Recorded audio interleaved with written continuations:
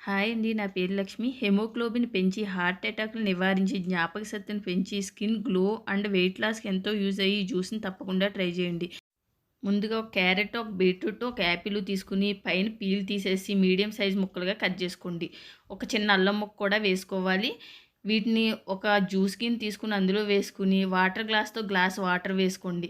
ఇందులో అల్లం వేస్తాం కదా! అల్లంతోని ఈ జ్యూస్‌కి మంచి టేస్ట్ వస్తుంది. తర్వాత మిక్సీ వేసుకున్నాక మధ్యలో ఇంకో గ్లాస్ వాటర్ వేసుకోండి. మొత్తం మీద 2 గ్లాసుల వాటర్ పడుతుంది. తర్వాత వీటిని స్ట్రెయిన్ చేసుకోవాలి. ఒక గిన్నె తీసుకొని కాటన్ క్లాత్ తీసుకొని ఈ జ్యూస్ అందులో వేసుకొని స్ట్రెయిన్ చేసుకోండి. ఇది చాలా టేస్టీగా ఉంటుంది. ఇందులో తేనె గాని, నిమ్మరసం గాని ఏమి వేసుకోనవసరం లేదు. యాపిల్ వేయడం వల్ల చాలా టేస్టీగా ఉంటుంది. తప్పకుండా ట్రై చేయండి.